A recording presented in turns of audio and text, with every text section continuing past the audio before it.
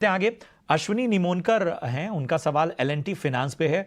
अच्छे लेवल पे इन्होंने भी बाइंग की है, 133 रुपए की बाइंग है, 100 शेयर इनके पास है। मुनाफा यहां पर होता हुआ, स्टॉक्स की संख्या ज्यादा होती तो मुनाफा और ज्यादा होता, फिर भी मुनाफा तो हो रहा है एल&टी फाइनेंस में। आगे क्या करना है नितलेश बताइए। देखो, एल&टी फाइनेंस में देखेंगे तो एक 150 के ऊपर ये सस्टेन होने के बाद इसमें एक मोमेंटम जो है वो अच्छा खासा देखने को मिला था, लेकिन एक लेवल में इसको देख रहा हूँ 170 168। ये लेवल को अगर ये क्रॉस कर देता है तो यहाँ पे हम लोग देखेंगे तो 2017 के बाद फर्स्ट टाइम ये 160 170 इस लेवल के ऊपर सस्टेन करेगा। तो मेरे हिसाब से इनको होल्ड करके चलना चाहिए। अगर थोड़ा सा अपसाइड का मोमेंटम आता है, अर्ली एंट्री लेना चाहिए तो 167 के ऊपर जैसे ही निकलता है तो थोड़ा सा क्वांटिटी और ऐड करके चल सकते हैं। 162 रुपीज मतलब ₹5 का एक स्टॉप लॉस होगा, और बाकी कुछ ना करें, मोमेंटम को राइड करें, यहाँ से एक बढ़िया मोमेंटम हमें देखने को मिल सकता है। जैसे मैं लास्ट टाइम भी बोल रहा था, अशोक लेलैंड जिस भी दिन 180 के ऊपर सस्टेन होगा तो ये 210 205 ये लेवल दिखा सकता है। वैसे ही स्ट्रक्चर एल&टी फाइनेंस में बनते हुए मुझे लगता है। ठीक है, तो ये रणनीति एल&टी फाइनेंस पर आपको मिलती हुई। चलिए कुछ लाइव सवाल भी जोड़ लेते हैं। अभिजीत है मुंबई से और इनका सवाल उज्जीवन स्मॉल फाइनेंस बैंक पे है। इन्होंने 50 रुपए की खरीदारी में एंट्री की है और 700 शेयर इनके पास मौजूद हैं। बताइए विवेक, क्या करना चाहिए उज्जीवन स्मॉल फाइनेंस बैंक में 50 रुपीज पे एंट्री की है। देखिए, कंपनी ठीक है, वैल्यूएशन ठीक लग रहा है, तो आप इसको हो सकता है कि मेरे हिसाब से 60 रुपए के टारगेट के लिए आप इसको रख सकते हो, तो शॉर्ट टर्म के लिए। और बाकी बहुत ज्यादा बुलिश मैं लॉन्ग टर्म के लिए इस पे नहीं रहूंगा, क्योंकि पहली चीज तो देखिए, जो कैपिटल एम्प्लॉयड है उस पे रिटर्न ऑन जो कैपिटल एम्प्लॉयड बोलते हैं वो करीबन 10-11 है, तो बहुत ही मुझे कम लग रहा है। और आगे चल के जिस हिसाब से आरबीआई का स्ट्रिक्ट रेगुलेशंस चल रहे हैं और एक्शंस हो रहे हैं अलग अलग कंपनीज पे, मुझे लगता है कि स्मॉल फाइनेंस कंपनीज को काफी स्ट्रेस आगे चल के झेलना पड़ेगा। तो 60 रुपए का टारगेट रह सकता है, तो फिलहाल होल्ड कीजिए, लेकिन 60 पे आपको प्रॉफिट बुक करना होगा। ठीक है, तो 60 रुपए के लिए शॉर्ट टर्म के नजरिए से यहां पर आप बने रह सकते हैं। लॉन्ग टर्म पे नजरिया बहुत ज्यादा बुलिश नहीं है। समरजीत सिंह का सवाल है यूट्यूब पर लाइव ही, और भारत इलेक्ट्रॉनिक्स यानी कि BEL, इस पर सवाल है। 206 रुपए की इनकी बाइंग है और इनके भाव से फिलहाल ये स्टॉक ऊपर, लेकिन यहां से आखिर नजरिया क्या बन रहा है इनका, शॉर्ट टर्म का व्यू है और इनको राय दीजिए नितलेश, क्या करना चाहिए। BEL पे 206 की बाइंग, एक महीने का नजरिया मांग रहे हैं। देखो, अगर हम लोग यहाँ पे देखेंगे तो लास्ट 5 वीक से 225 ये लेवल को मेंटेन कर रहा है। अगर ये 225 के नीचे चलना चालू कर देता है तो यहाँ से आपको पोजीशंस एक बार के लिए एग्जिट करना चाहिए। तो ट्रेडिंग बेसिस का स्टॉप लॉस जरूर रखा है 225 के आसपास। लेकिन अगर ये स्टॉक 237 ये लेवल के ऊपर सस्टेन होता है तो यहाँ से फिर स्टॉक में तकरीबन 7 से लेके 8% का एक अपसाइड मोमेंटम हमें देखने को मिल सकता है। लेकिन अगर ये 225 के नीचे ट्रेड कर देता है तो फिर एक बार हम लोग 203 से लेके 200 ये लेवल्स भी क्या कर सकते हैं, चार्ट के ऊपर देख सकते हैं। तो 225 के स्टॉप लॉस के साथ पोजीशंस को होल्ड करें। 237 के ऊपर एक 260 तक आप एक टारगेट को क्या कर सकते हैं, प्लान कर सकते हैं। ठीक है, तो यहां पर एक विशेष रणनीति आपको मिलती हुई। आशा जी का सवाल यूट्यूब पर आया हुआ है सूरत से, और इनका सवाल यस बैंक पे है। यस बैंक के 1000 शेयर हैं इनके पास और इन्होंने 25 रुपए से थोड़ा ऊपरी स्तरों पर बाइंग की है। नुकसान यहां पर होता हुआ। यस बैंक पे विवेक, क्या राय होगी? 25 रुपए से ज्यादा की बाइंग है। देखिए, यस बैंक पे मुझे कोई खास आशा नहीं है।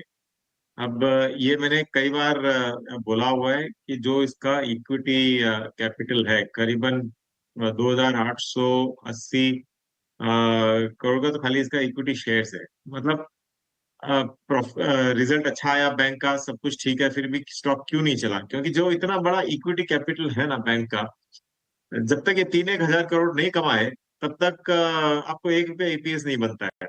तो मुझे लगता है कि ज्यादा से ज्यादा हो सकता है कि ये वापस 28-30 तक जाए मैक्सिमम। लेकिन यही सलाह रहेगी कि आपको 25-26 में मिले तो एक बार प्रॉफिट बुक कर सकते हो। ऐसे डिस्क्लोजर, ये गलती मैंने भी की हुई है और मेरे पास भी है पुराने शेयर्स, लेकिन ठीक है, वो बहुत पुरानी बात हो गई। लेकिन फ्रेश एंट्री की सलाह मैं नहीं दूंगा। ठीक है, तो ये नजरिया आपके स्टॉक पे बहुत ज्यादा पॉजिटिव व्यू नहीं है यस बैंक पे। अंकुश का सवाल है आदित्य बिरला फैशन पे। जी हाँ, 265 की बाइंग है आदित्य बिरला फैशन में और 110 शेयरों की संख्या इनकी है, फिलहाल घाटे में। नीलेश, आदित्य बिरला फैशन कैसा लग रहा है आपको? देखिए, स्टॉक में एक 230 के ऊपर एक ब्रेकआउट देखने को मिला था, लेकिन फॉलो बाइंग हमें इसमें देखने को नहीं मिली थी। तो लेकिन अभी भी होल्ड करके चल सकते हैं, एक स्टॉप लॉस जरूर मेंटेन करें। 235 के आसपास थोड़ा सा अगर ये डीप दिखाता है 240 के आसपास, थोड़ा सा क्वांटिटी ऐड करें और ₹5 का स्टॉप लॉस, मतलब ₹235 का स्टॉप लॉस मेंटेन करें। अगर ये स्टॉक फिर से 258, 259 ये लेवल के ऊपर सस्टेन होता है, तो फिर आप 250 का स्टॉप लॉस बना के अपनी पोजीशंस को सिर्फ होल्ड करें। अगर ये पिछले हाईस को कट करके ट्रेड करता है, तो 295 से लेके 290 ये लेवल्स भी क्या कर सकता है, स्टॉक दिखा सकता है। तो हर हाल में आपको स्टॉप लॉस ₹235 का रखना चाहिए। 240 के आसपास थोड़ा सा क्वांटिटी आप ले सकते हो। ठीक है, तो ये नजरिया आपके स्टॉक पे एक खास रणनीति लेवल्स का खास रूप से ध्यान रखिए। मनबीर पुनिया का सवाल है आईओसी पे 178 की बाइंग, ऊपरी स्तरों पर इन्होंने बाइंग की हुई है, 100 शेयर हैं। विवेक, का क्या करना चाहिए आईओसी में 178 178 की बाइंग? देखिए, डिपेंड करता है आपका कितना समय का ये नजरिया है।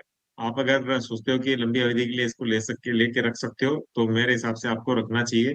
कंपनी बहुत शानदार है, कई दूसरे सेक्टर्स में एक्सपोजर कर रही है, जिसका फायदा कंपनी को अगले 3-4 साल में आपको देखने को मिलेगा।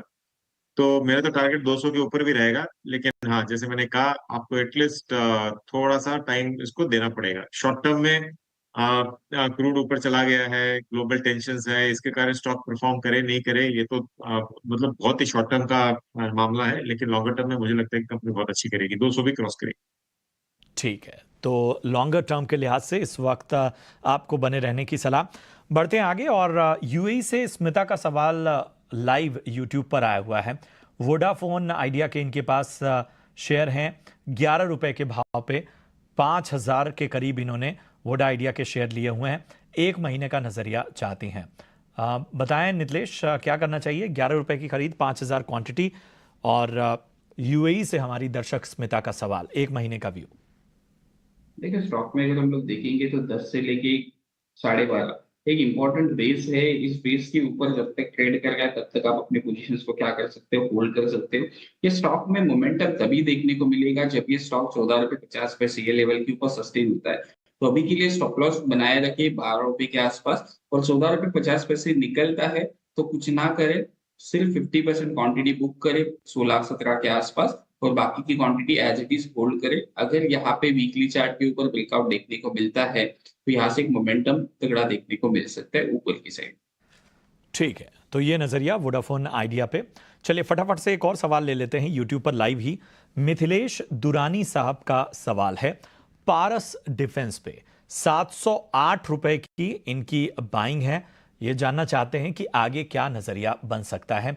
हालांकि इन्होंने अपना व्यू नहीं रखा है कि आखिर वो शॉर्ट टर्म पे व्यू चाहते हैं या लॉन्ग टर्म पे, लेकिन विवेक जरा दोनों नजरिए से बताइए, पारस डिफेंस यहां से कैसा लग रहा है आपको?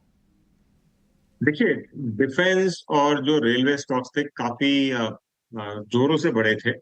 और डिफेंस में अब ऐसा हो गया है कि इतना बहुत बड़ा करेक्शन नहीं आया है।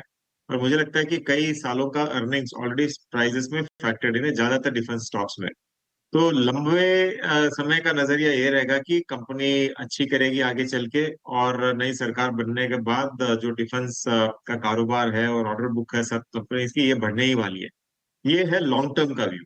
शॉर्ट टर्म में स्टॉक, जैसे मैंने कहा, अगले 2-3 साल का जो अर्निंग्स है वो फैक्टर्ड इन है। तो इसके लिए या तो आपको करेक्शन देखने को मिलेगा, या फिर आपको एक स्टैग्नेशन प्राइसेस में देखने को मिलेगा। मोस्टली यही होने वाला है। तो शॉर्ट टर्म में कोई नजरिया नहीं है।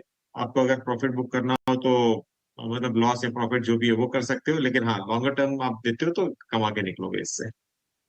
ठीक है, तो ये व्यू पारस डिफेंस में लंबी अवधि का नजरिया यहां पर रखिए, आगे और ज्यादा बेहतर रिटर्न आपको मिलेंगे।